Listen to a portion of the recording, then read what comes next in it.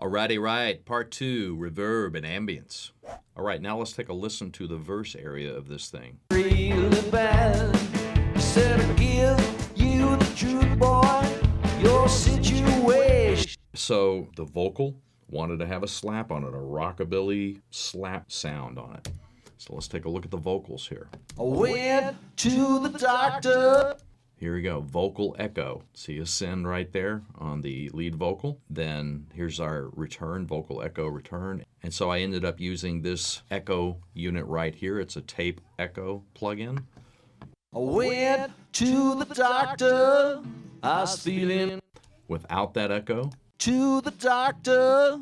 I was feeling really bad. you can hear that I'm not using headphones there. I'm got the speakers on, you can hear that. So that echo thickening up the vocal track there. Went to the doctor. I was feeling really bad. Said I'd give When we get up to the tag of the song, we have this going on. position. Everybody wants to be a plucking musician. So I got that low voice thing going on there. And it's got a bunch of effecty stuff on it, obviously. So instead of using a send and having a return with a delay on it, I decided to do an insert since I knew that I was going to have nothing else hitting this particular delay. So the settings I came up with on this delay, on this insert, I used milliseconds instead of it syncing to the tempo of the song. I came up with 96.9 on the left and 79.8 on the right, and rolled off a little bit of high end and low end. Then I had this right here, I had to use the mix. It's only 11.3% of the effect. And if I solo that track, Everybody wants to be a plucking musician. if I bypass this particular delay, Everybody wants to be a plucking musician. obviously that's me taking my voice and running it through a little pitch shifter there. Regardless, there's a track that has a lot of ambience and delays in it.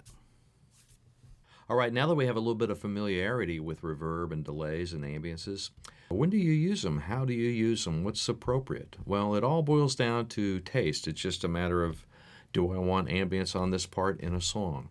So it's something that you just have to kind of experiment with and find out what works for you. Here's our track of For What It's Worth. As you can see, I've put in vocals. This is pretty much all the parts that I'm going to put into this thing. And currently, the only ambience that I've got is on the lead guitar. I put a little plate on that back in episode 8, I think. All the vocals right now and everything else except for this lead guitar is dry. There's no reverb, no delay, no nothing of that nature. So let's take a listen right before the vocal comes in here. Something happening here. What it is ain't exactly clear. Think it's time we stop. Children, what's that sound? Everybody look what's going down. In my quest with the idea that I might try and make this thing sound kind of like the original record, which I'm never going to do because I don't have the talent those guys have, I listened to it and discovered that they basically got a little bit of plate reverb on almost everything, but it's just a little bit. So to give you an idea, I did a little bit of work here, and you see that I've got effects returns right here, AGT plate, lead vocal plate, and background vocal plate. To give you an idea, here's the acoustic guitar soloed.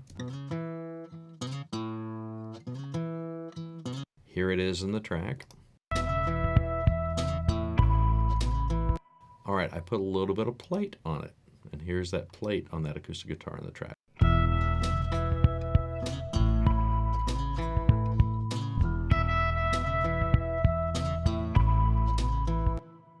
It helps it sit in the track just a little bit. I think I can say with a lot of confidence that the one thing that reverb can do for a track is help glue things together.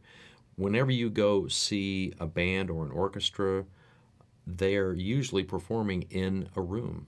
And what happens is the ambience of that room, all the room reverb, glues the sound of that musical performance together. And so that's one of the reasons that reverb came into being in studios is because they realized that it could glue things together.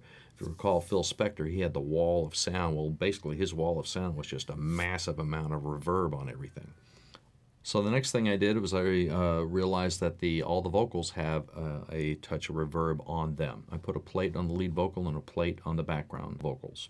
The lead vocal, it sounds like this, dry.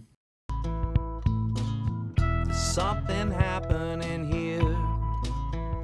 What it is ain't exactly clear. If I put a little bit of reverb on it, What it is ain't exactly clear. There's a man with a gun over there. just glues the thing together a little better. Then we get into the harmonies and give you an idea what it sounds like. Dry. Stop! What's that sound? Everybody look what's going down. Let's put a little bit of plate on it. What I did here was this. Stop! What's that sound? Everybody look what's going down. So in the track, Think it's time we stop. Children, what's that sound? Everybody look what's going down. so there you are. Background vocals, lead vocals, acoustic guitar. I just put a little bit of plate reverb on a few things to help the track seem like it's in the same space and to help glue things together so things don't sound like they were recorded at separate times. So there's all sorts of different approaches you can take when it comes to reverb. You can do very subtle work like I just was doing here and For What It's Worth, because that track had subtle reverb in it. You can go very bold with reverb. A lot of mixes have a lot of bold reverb, and it's just a matter of, it's a subjective, creative decision of how wet you want a track to sound. And there's no right or wrong. It's just a matter of, does this work or does this not work? And is this what you're trying to pull off or is this not what you're trying to pull off? So that's the fun of ambiences and reverbs and delays. They can make your track bigger. If you get too much going on, it can become messy. It's just a matter of taste, and this is something you learn over time, and it's how you develop your own sound. I hope you got a better idea now of reverbs and ambiences and how to use them in a board with the sins and the returns and what they sound like and what the potential to make your tracks more interesting. They're just, ambiences and reverbs are great. In the next episode, we're going to get into the basics of mixing. We're getting into the meat of the matter now. This is the fun stuff.